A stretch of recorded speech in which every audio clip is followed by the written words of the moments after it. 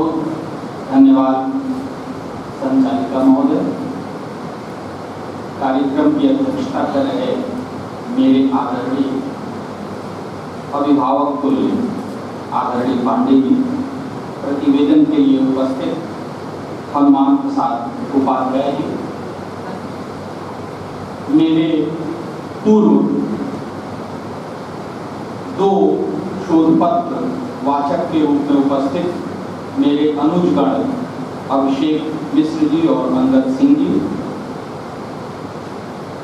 दोनों ने 2 ध्रुवों की बात की। एक ने भारतीय भाषाओं की बात की और एक ने शायद थोड़ा सा समझने का अंतर हो सकता है, हर व्यक्ति की अपनी दृष्टि होती है, हिंदी को केंद्र में रख लिया।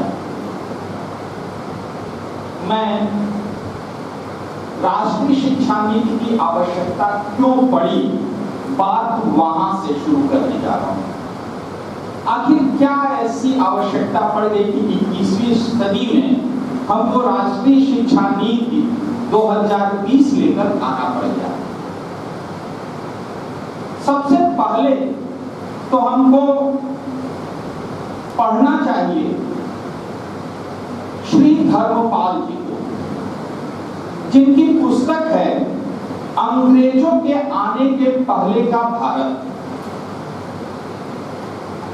आपको जानकर आश्चर्य होगा कि मैकाले के पूर्व एक सर्वेक्षण अंग्रेजों के द्वारा करवाया गया कि भारत की शिक्षा पद्धति आखिर है क्या। भारत ज्ञान, विज्ञान, दर्शन, नीति का गुरु कैसे बना हुआ है।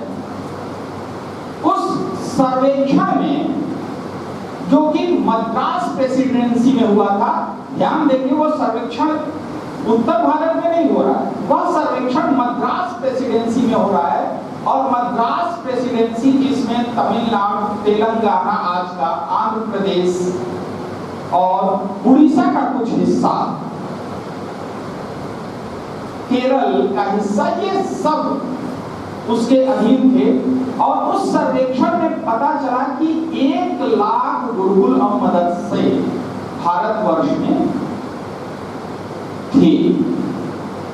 इन 1 लाख गुरुकुल और मदरसों में भारत के ज्ञान की ज्योति जल रही थी। भारत को ज्ञान दिया जा रहा था, भारत की युवा पीढ़ी तैयार हो रही थी। लेकिन दुर्भाग्य यह था या साजिश यह थी कि यह सर्वेक्षण प्रकाशित नहीं किया गया। और उस सर्वेक्षण में था कि भारत की चेतना का आधार या गुरुकुल परंपरा। लॉर्ड मैकाले इस चीज को जानता था। लॉर्ड मैकाले ने भी अध्ययन किया और उसने कहा कि भारतीयों पर तब तक हम विजय प्राप्त नहीं कर सकते जब तक वहां की आध्यात्मिक सांस्कृतिक परंपरा की सशक्त रीढ़ नहीं तोड़ दी जाती। भारत की आध्यात्मिक और सांस्कृतिक परंपरा की रीढ़ को तोड़ने के लिए अंग्रेज सन्नद्ध हो गए और एक नई थियरी उन्होंने गढ़ी, और वह नई थियरी थी आर्य भारत में बाहर से आए। दूसरी थियरी गढ़ी कि आर्य और द्रविड़ एक अलग अलग भाषा परिवार या संस्कृत और तमिल अलग अलग भाषा परिवार के हिस्से हैं और यह दोनों एक दूसरे से बिल्कुल अलग हैं, क्योंकि उनको यह सिद्ध करना था कि आर्य जैसे बाहर से आए थे, यहां उन्होंने शासन किया, उसी तरह से हम भी तो बाहर से आए हैं, हमको भी इस देश पर शासन करने का अधिकार है। लेकिन भारतीय मेधा, भारतीय आचार्य, गोरखपुर विश्वविद्यालय के ही एक प्राचीन इतिहास के आचार्य शिवाजी सिंह, वह एक पुस्तक लिखते हैं भारत की आर्य सभ्यता और ऋषि परंपरा को, और उसमें उन्होंने इस चीज को प्रमाणित किया कि 1780 के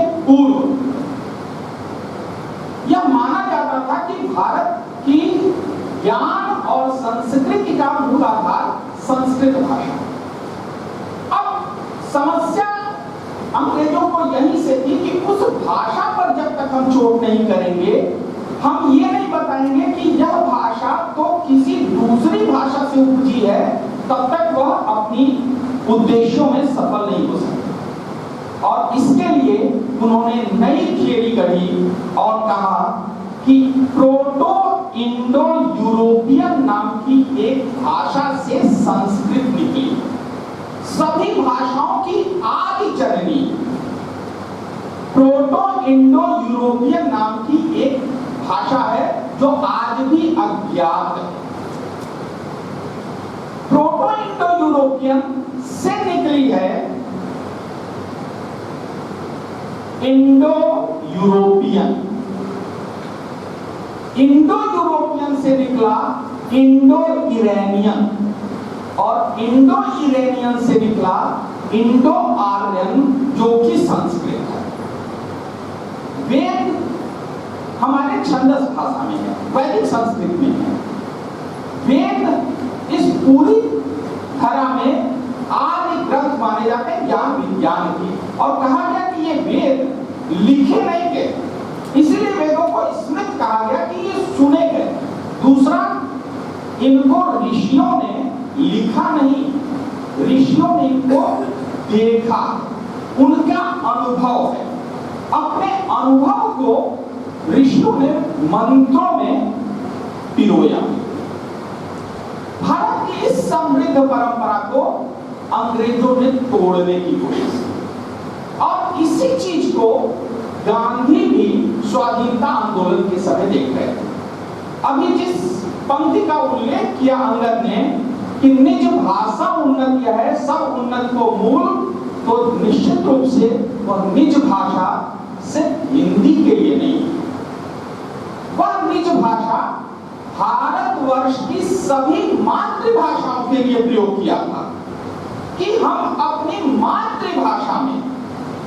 दूसरा एक और संकट है कि जब हम बोली और भाषा का फर्क या भेद खत्म कर लेते हैं, अगर हम भोजपुरी को हिंदी से अलग कर दें तो हिंदी भाषा का एक बड़ा साहित्य भोजपुरी से हिंदी से अलग हो जाएगा। फिर क्यों ना अवधी को अलग कर दें, फिर क्यों ना ब्रज को अलग कर दें, फिर क्यों ना हम मैथिली को भारतीय साहित्य यद्यपि वो अलग एक भाषा के रूप में 8वीं अनुसूची में है, लेकिन बुंदेली फिर तमाम ऐसा साहित्य, फिर रामचरितमानस हिंदी का ग्रंथ नहीं माना जाएगा, फिर सूरसागर हिंदी का ग्रंथ नहीं माना जाएगा, फिर पूरा का पूरा रीतिकाल हिंदी के क्षेत्र से बाहर हो जाएगा। भक्तिकाल, रीतिकाल जो हिंदी का सांस्कृतिक विरासत है, भक्तिकाल वह हमारी हिंदी भाषा से अलग हो जाएगा, हमारी शक्ति कमजोर हो जाएगी। हमें जोड़ना है, तोड़ना नहीं है। और भारतीय भाषा परिवार की कल्पना जोड़ने को लेकर है। स्थिति यह है कि आप इन परिस्थितियों को ध्यान में रखकर नई शिक्षा नीति का निर्माण किया जा रहा है, और नई शिक्षा नीति की आवश्यकता एक न्याय संगत और न्यायपूर्ण समाज के विकास के लिए बनी। नई शिक्षा नीति राष्ट्रीय विकास को बढ़ावा देने के लिए बनाई गई, जिसका लक्ष्य था सभी के समावेशी और समान गुणवत्ता युक्त शिक्षा को सुनिश्चित करने और जीवन पर्यंत शिक्षा के अवसरों को बढ़ावा दिए जाने के लिए। जीवन पर्यंत हमको शिक्षा, क्योंकि मनुष्य कभी भी सब कुछ जान ले यह संभव नहीं, वो जीवन भर सीखता रहता है। सीखने की यह प्रक्रिया, और सीखने की यह प्रक्रिया इसलिए जरूरी है क्योंकि हमको जिस मनुष्य का निर्माण करना है वह चरित्रवान हो। चरित्र निर्माण राष्ट्रीय शिक्षा नीति के मूल में, और यह चरित्र अगर हमारे पास है तो मनुष्य पूर्णता को प्राप्त होगा। अगर चरित्र का हनन हो जाए तो आपका सब कुछ समाप्त हो जाता है। इसलिए भारतीय मूल्यों को विकसित करने के लिए और शिक्षा प्रणाली ऐसी बनाई जाए जो हमें भारतीय होने का गर्व पैदा करे, भारतीय किस प्रकार से विचार में, व्यवहार में, बुद्धि में, मूल्यपरक सोच में और ज्ञान कौशल में, इस दृष्टि से हम भारतीय बने। और इस दृष्टि से हम क्यों भारतीय बने? ताकि हम मानवाधिकार की रक्षा कर सकें, ताकि हम राष्ट्र का सतत विकास कर सकें, ताकि हम अपने व्यक्तिगत जीवन और विश्व कल्याण में सन्नद्ध हो सकें और विश्व नागरिक बन सकें। तब हम भारत की उस सनातन परंपरा को ध्यान में रख पाएंगे जो कहती है कि वसुधैव कुटुंबकम, क्योंकि हम मानते हैं कि ऊर्ध्व मूलम अधोशाखा, ज्ञान का मूल ऊपर है, ये शाखाएं हैं जो अलग अलग क्षेत्रों में अलग अलग जगहों पर फैली हुई, लेकिन अंततः गत्वा एकम सत्य विप्रा बहुधा वदन्ति, सत्य एक है जिसे अलग अलग दृष्टि से हम व्याख्यायित करते हैं। ज्ञान वही अलग अलग दृष्टियां हैं जो अंततः गत्वा परम दर्शन तक पहुंचती है, क्योंकि ज्ञान दर्शन है। यह भारतीय शिक्षा नीति की आवश्यकता या भारतीय की उस परंपरा जो हमको तक्षशिला दे रही है, जो नालंदा में, जो वल्लभी में था, जो विक्रमशिला में था, वह ज्ञान परंपरा कहीं छूट सा गया। वह विश्वविद्यालय जो हमको अपने सांस्कृतिक मूल्यों के प्रति सचेत कर रहे थे, जो सिर्फ हमको भाषा का ज्ञान नहीं दे रहे थे, भाषा का अध्ययन नहीं करा रहे थे, अपनी पूरी की पूरी चेतना के निर्माण में लगे थे, तब हम सुश्रुत को पैदा कर पाए, तब हम चरक, आर्यभट्ट और वारामिलीन जैसे विद्वानों को पैदा कर पाए, तब हम तिरुवल्लुवर जैसे विद्वान को जन्म दे पाए। ये हमारी पूरी शिक्षा पद्धति जिसको अंग्रेजों के आने के पहले धीमे धीमे अंग्रेजों ने उसको समाप्त करने की प्रक्रिया प्रारंभ कर दी। गांधी इस चिंता को देख रहे थे और गांधी हिंद स्वराज में कह रहे हैं कि जो लोग अंग्रेजी पढ़े हुए हैं उनकी संतानों को पहले तो नीति सिखानी चाहिए, यानी कि विदेशी भाषा में हमारी संस्कृति, हमारी नीति हमको नहीं पता चल पा रही है, उनको मातृभाषा सिखानी चाहिए, हिंदुस्तान की एक दूसरी भाषा सिखानी चाहिए। यह हमारे केंद्र में आता है। गांधी जिस द्विभाषिकता की बात कर रहे हैं कि अंग्रेजी सीखें तो मातृभाषा भी सीखें और भारतवर्ष की एक दूसरी भाषा का अध्ययन भी हमको जरूर करना चाहिए, क्योंकि जब तक हम दूसरे की मां का सम्मान नहीं करेंगे, दूसरा हमारी मां को उतने सम्मान से नहीं देख सकता। इसलिए जरूरी है कि अपनी मां के सम्मान के लिए हमें दूसरे की मां के सम्मान की भी आवश्यकता है। दूसरी चीज उन्होंने कहा कि हमें अपनी सभी भाषाओं को उज्जवल बनाना चाहिए, उनको शक्ति प्रदान करनी चाहिए। फिर कहा कि अपनी भाषा में शिक्षा लेनी चाहिए। ये अपनी भाषा में शिक्षा की आवश्यकता क्यों है? क्योंकि हम सोचते अपनी मातृभाषा में, हम किसी भी देशी भाषा में सोच नहीं सकते।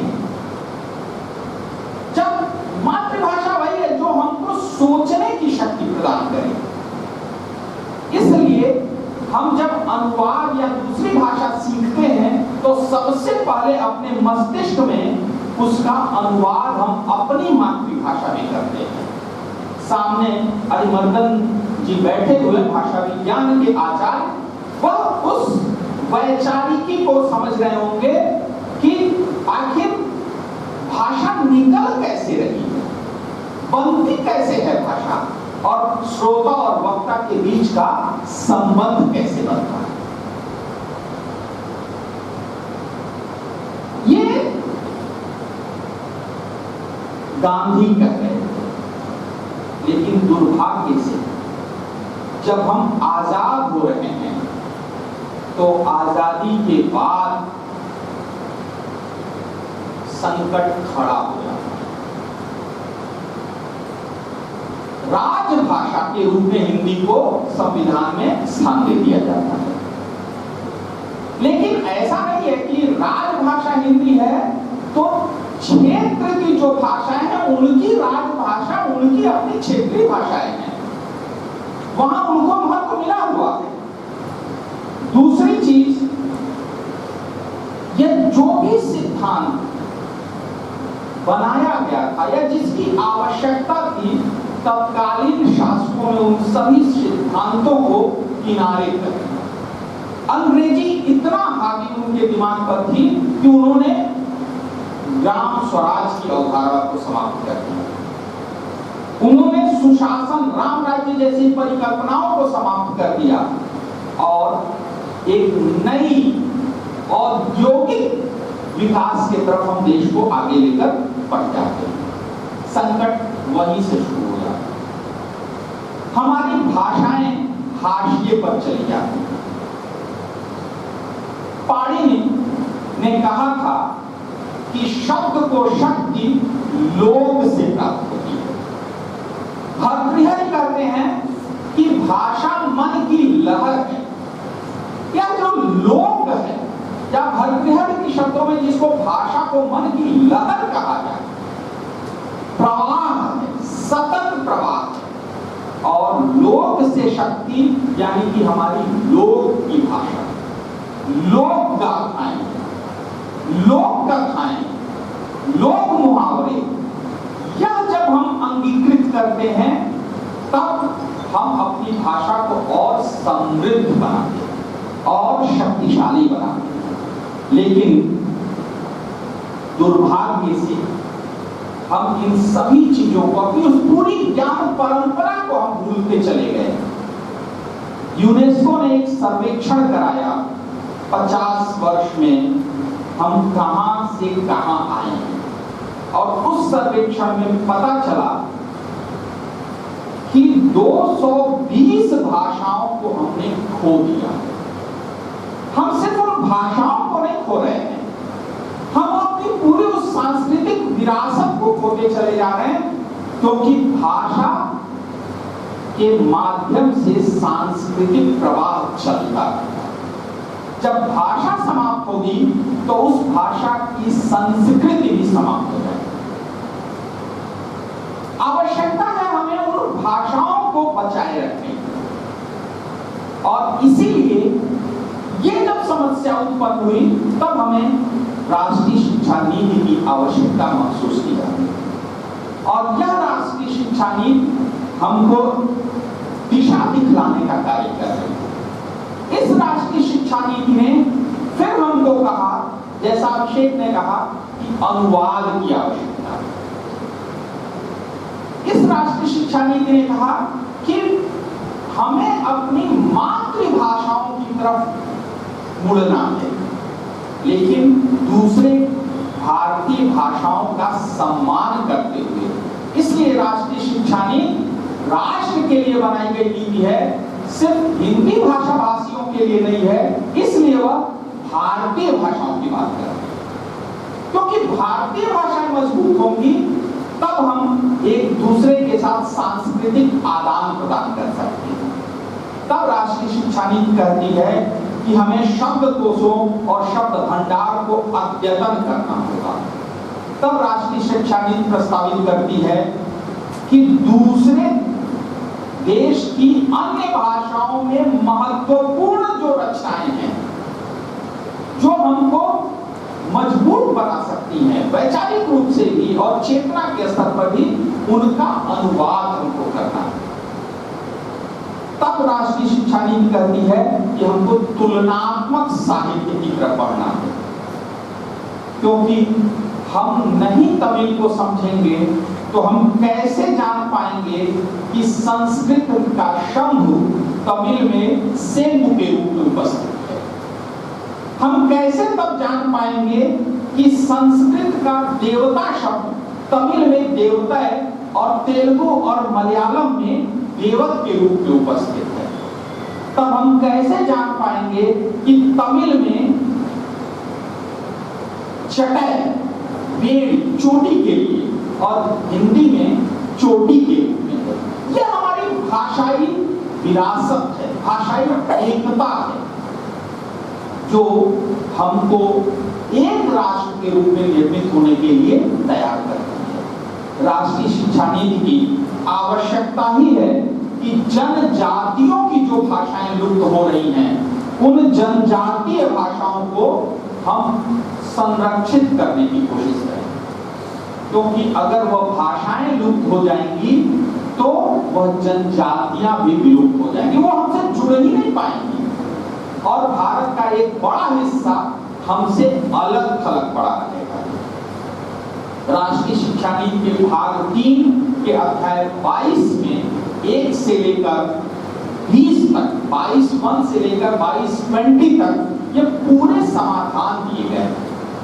हमको उनकी के अध्ययन की आवश्यकता है और सिर्फ अध्ययन की आवश्यकता नहीं है, उसको पचाने की आवश्यकता है, उसको अपने में आत्मसात करने की आवश्यकता है। और जब हम इस नीति को पचा लेंगे, आत्मसात कर लेंगे, तो शायद हम भाषा को लेकर अपनी एक नई दृष्टि के साथ आगे बढ़ेंगे। तब हम राष्ट्र की संकल्पना को साकार करने में सफल होंगे और तभी इस नीति की उपयोगिता सिद्ध होगी, प्रमाणित होगी। मैं अपनी वाणी को यही विराम देता हूँ।